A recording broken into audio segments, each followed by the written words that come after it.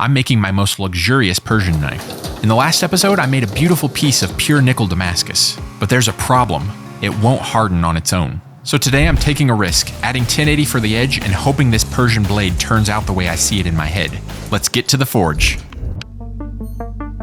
I'm about 8 days into this billet now. At this point, there's a really beautiful nickel Damascus inside, but it won't harden. So the smaller piece is 1080 and it'll become the dark edge.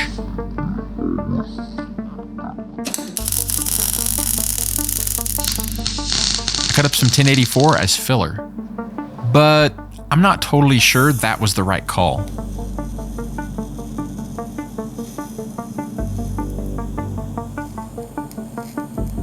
There's no reason to TIG weld this, and it's taking too long and looks too sloppy, so I'm just gonna MIG weld it faster, I think.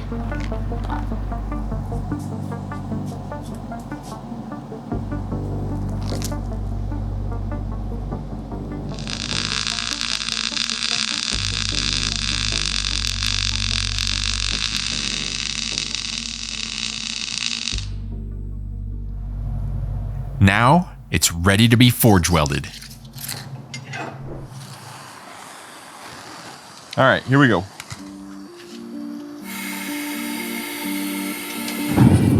Woo! Oh, I lost some hair on that one.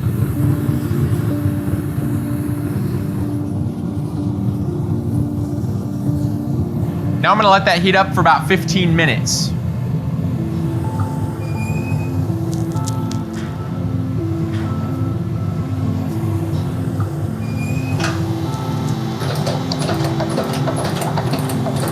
Wow, that's a cool shot.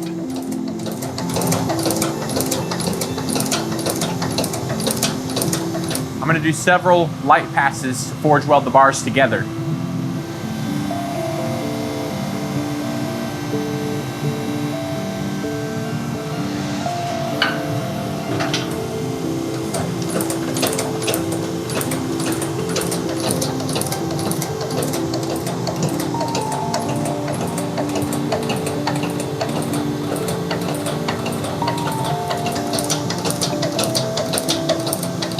That's looking really good, but I still need to grind the welds off.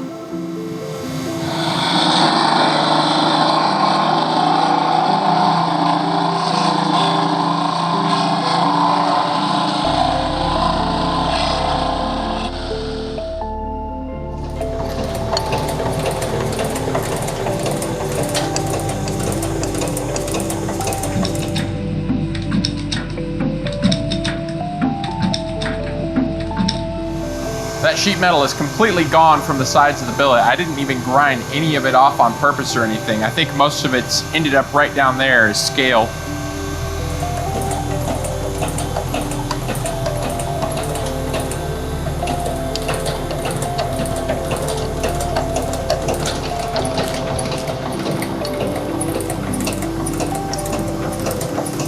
You can actually see the pattern as I'm forging.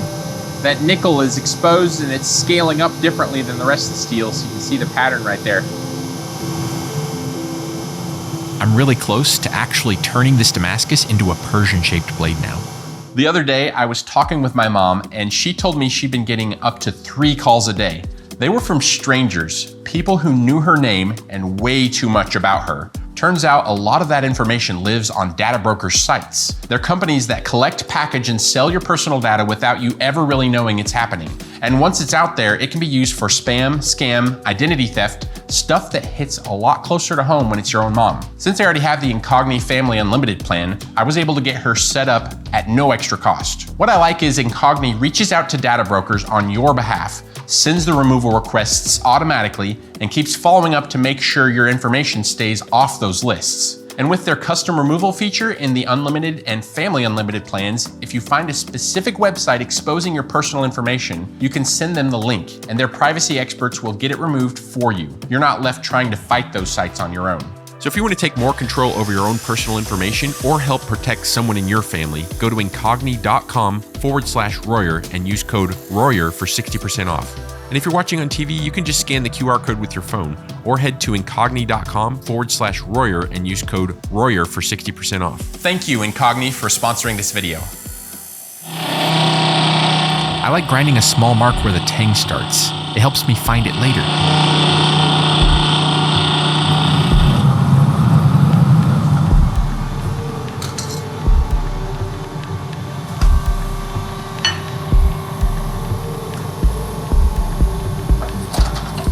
Using a round rod lets me focus the pressure right where I want it.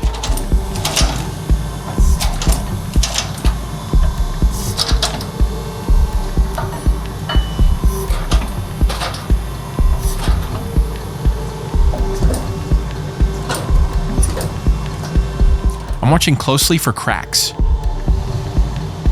There's a lot of force going into one spot, and that puts serious pressure on the steel.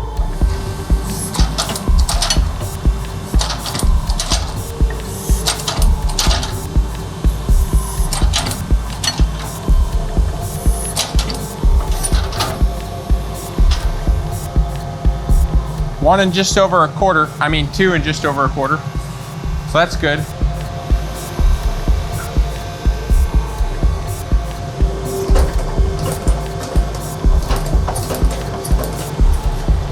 Okay, I think we're done using the solid rod there. Probably draw it out like a normal tang now.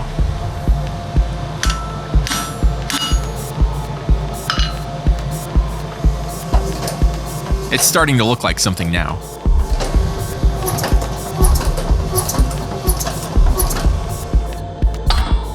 I like hammering it here to start bringing the curve in.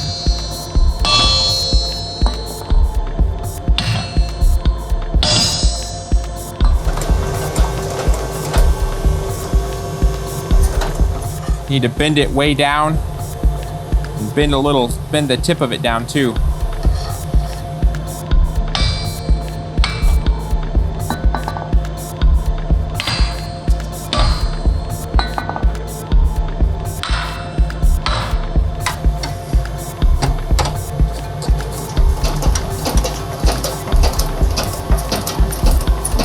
The tang's basically done, but forging the blade is a different story.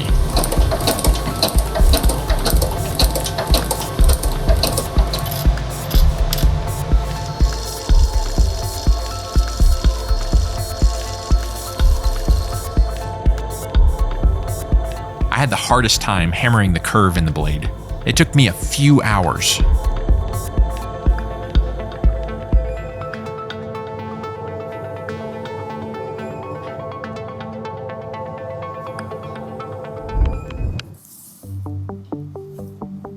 I'm doing some profiling now, and what's running through my head is whether the curve might be too much. It's hard to tell until more steel comes off. Definitely need to lob this off because it looks kind of goofy right now.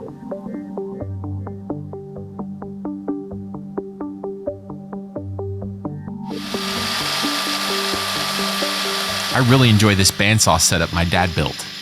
The bandsaw itself, though, it's one of the loudest pieces of equipment in the shop.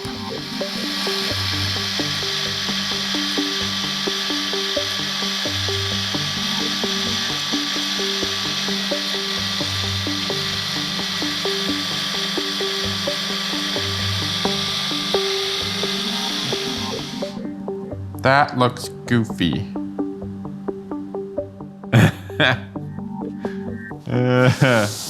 That's what I call a nervous laugh. I'm really just hoping the curve isn't too much, because there's not much I can do about it right now. So all I can do is stick to the plan and hope I made the right call when I forged the shape in.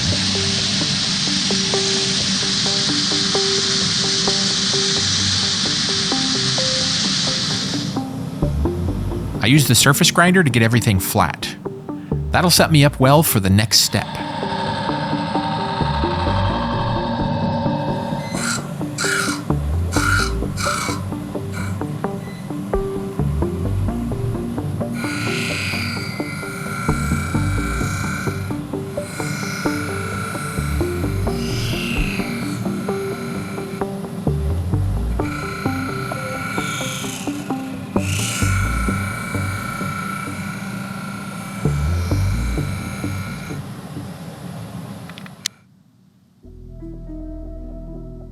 I want to know exactly where the strip of tin 80 ended up, so I dip it in some acid to reveal the pattern. That shows me where the 1080 is sitting. Then I can mark it and base the profile off that strip. This will help me keep the thickness of the strip consistent all the way through the blade.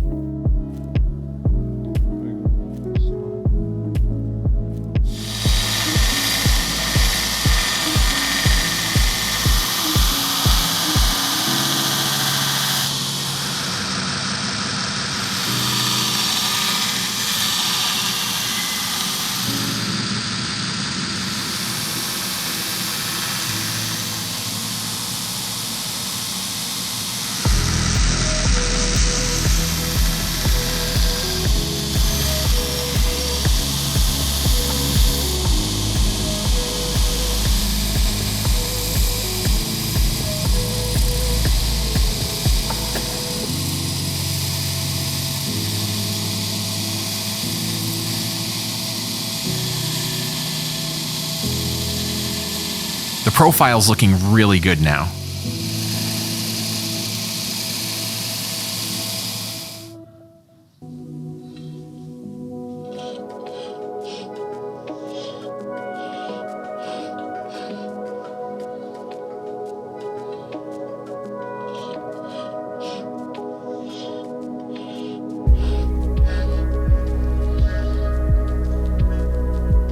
It's more layout time. Getting ready to grind the edge in.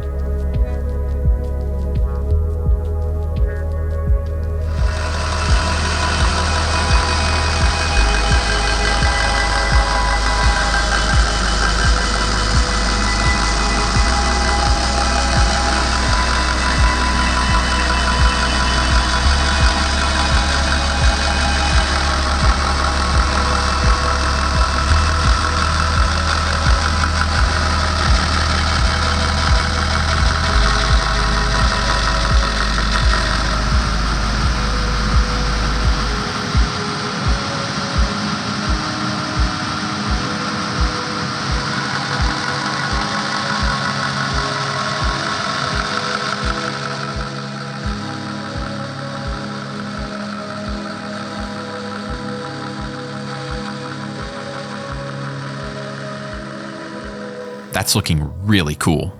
I was worried the curve might be too much, but once most of the steel's gone, it's a lot easier to see where it's headed.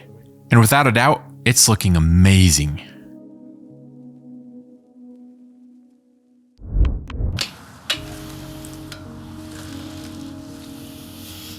This should be deep enough.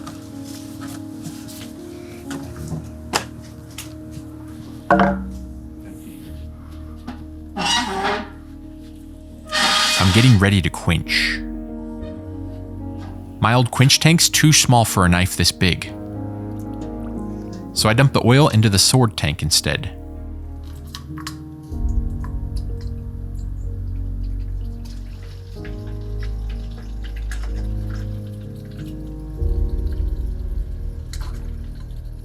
Into the furnace it goes, coming up to temp.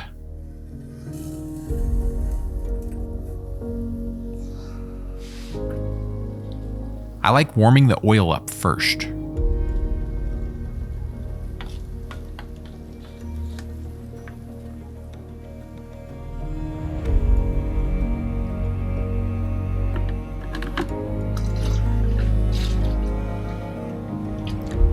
Look at all that scale at the bottom.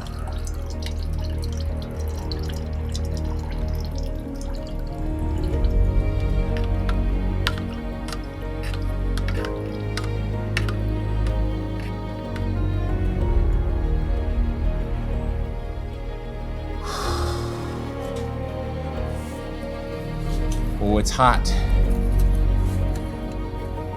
Oh, it is hot in there. Okay, grab it good. In here and quench.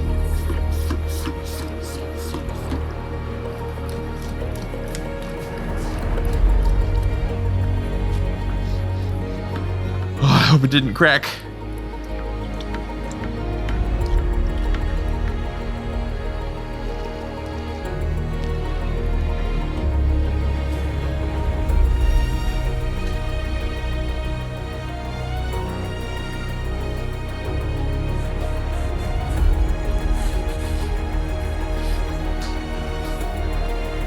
I don't think the blade cracked and I don't see any, but we won't really know for certain until I grind into the blade and see the clean steel. After the quench, I temper it, just to toughen everything back up. I'm gonna let that sit for a couple of hours.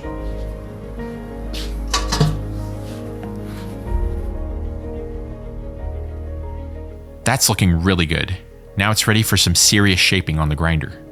And if you or someone you know needs prayer for anything, you can email us at prayforme@royerx.com. My mom personally reads every message and prays for each one. I will see you in the next video. May the forge be with you. Bye-bye!